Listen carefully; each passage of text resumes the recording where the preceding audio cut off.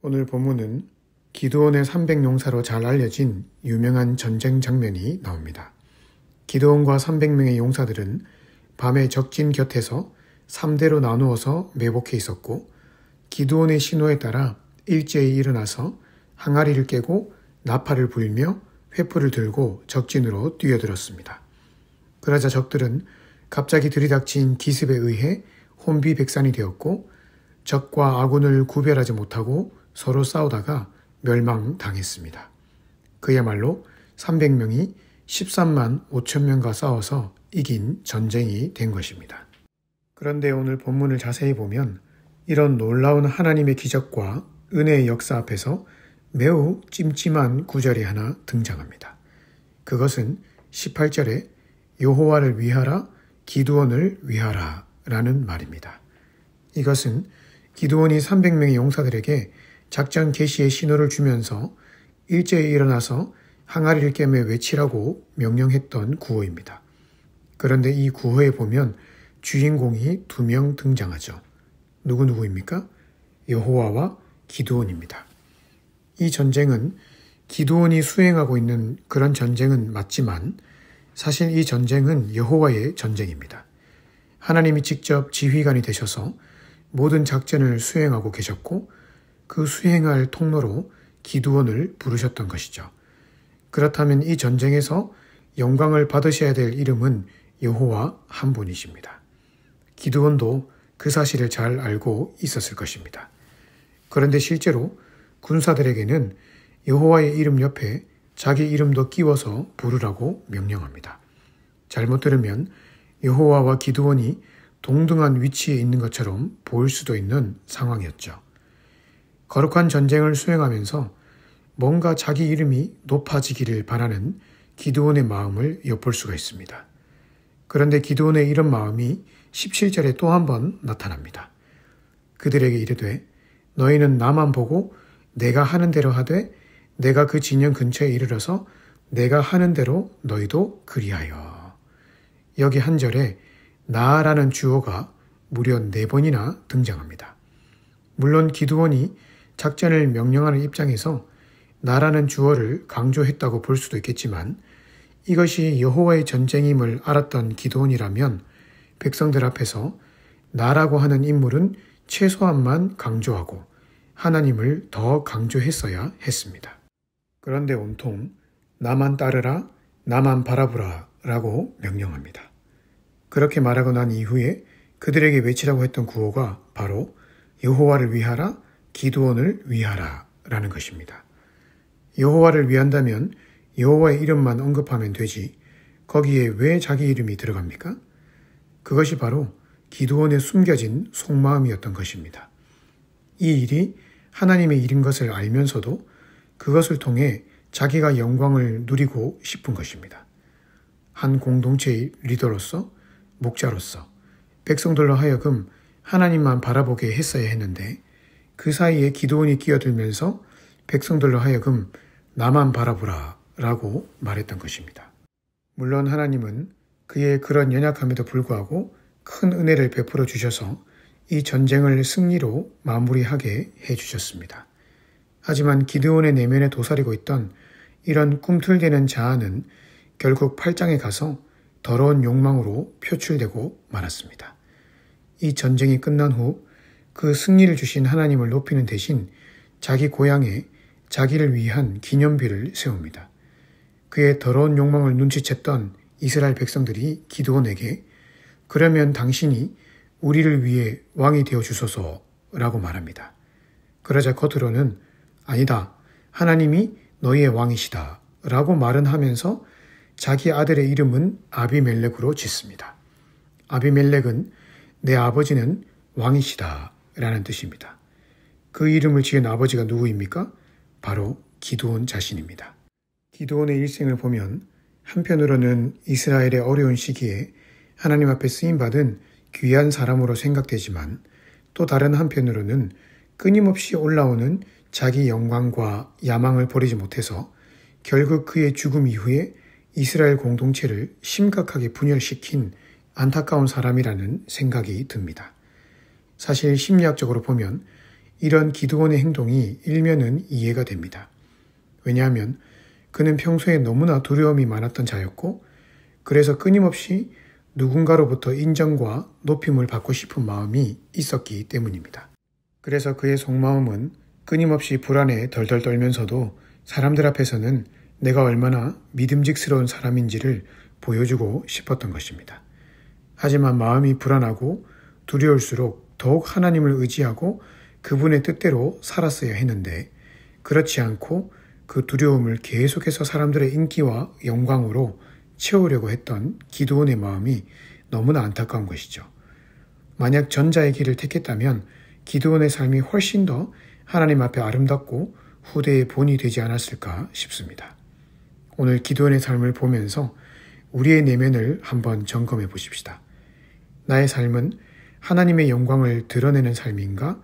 아니면 끊임없이 나 자신을 드러내고 대중으로부터 인기와 영광을 얻고 싶어하는 삶인가 말이죠. 오늘 내가 염려하고 걱정하는 것이 내가 어떻게 하면 내 삶을 통해 하나님이 영광을 받으실까에 대한 것인가? 아니면 어떻게 하면 내가 더 인기가 많아지고 사람들로부터 높임을 받는 삶을 살 것인가에 초점이 맞추어져 있는가 말이죠. 요즘 유튜브나 영상 매체가 발달되면서 소위 스타 목사들이 많이 생기고 있습니다.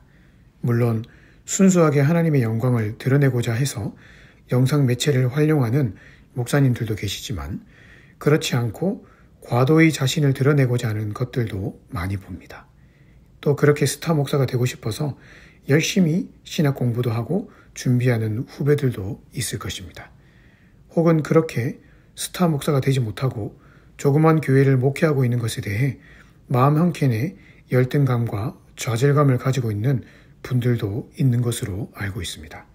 이런 자들은 모두가 다 기드온이 가지고 있던 마음의 병과 똑같은 연약함을 가지고 있는 자들입니다.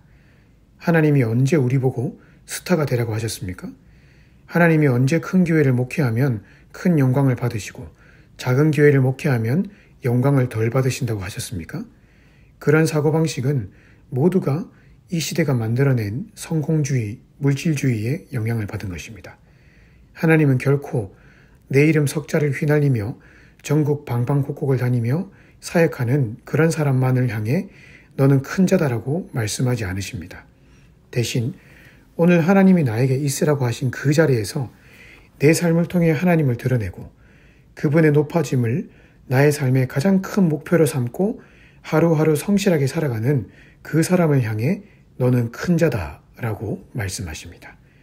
그러니 오늘 내가 하나님 앞에서 큰 자로 살고 싶다면 사람들로부터 높임을 받고 인기를 얻고 싶어하는 그런 것에는 관심을 끄고 대신 내게 맡겨진 삶의 현장에서 어떻게 하면 하나님이 높아지실까?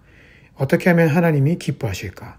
어떻게 하면 내 삶을 통해 하나님의 나라가 세워질 수 있을까? 그것에 초점을 맞추고 살아가십시다. 그러면 하나님이 자동적으로 나를 높여주실 것이고 그 나라와 영광을 위해 없어서는 안 될 중요한 인물로 나를 들어 사용하실 것입니다. 따라서 오늘 하루 우리 안에 끊임없이 올라오는 자아의 욕심과 야망을 버리고 오직 하나님만이 내 삶을 통해 드러나는 삶을 살아가심을 통해 주님 앞에 귀하게 쓰임받는 저와 여러분 되시기를 주님의 이름으로 축복합니다.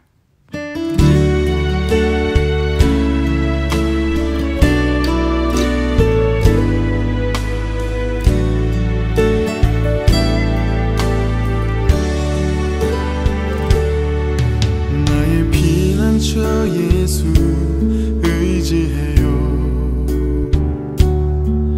나의 피난처 예수 의지해요.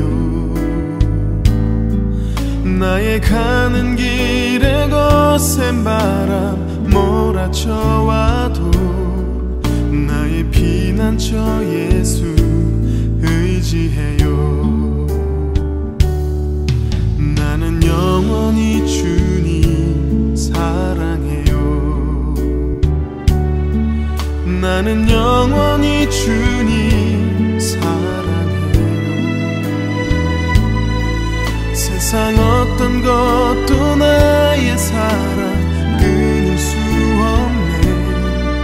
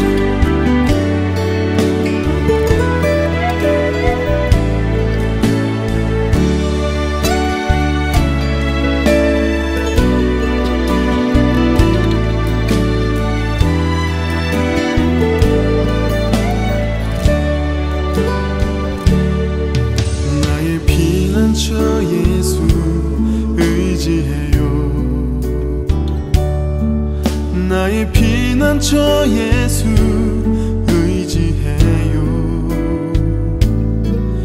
나의 가는 길에 거센 바람 몰아쳐와도 나의 피난처 예수 의지해요. 나는 영원히 주님 사랑해요. 나는 영원히 주님 사랑해요. 세상 어떤 것도 나의 사랑 끊을 수 없네. 나는 영원히 주님 사랑해요. 아바 아버지 나를 사랑하시니 나의 모든 것 주께 드려요. 아바 아버지 내가 여기 있으니 주님 영광 위하여 써주세요. 아바 아버지 나를 사랑하시니 나의 모든 것 주께 드려요. 아바 아버지 내가 여기 있으니 주님 영광 위하여 써주세요.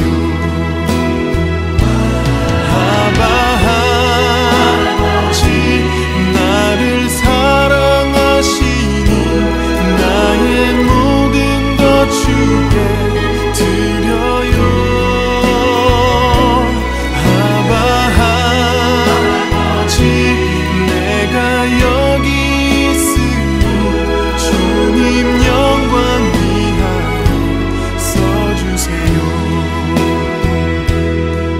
주님 영광 위하여 써주세요.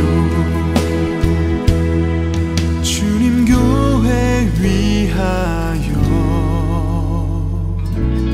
써주세요.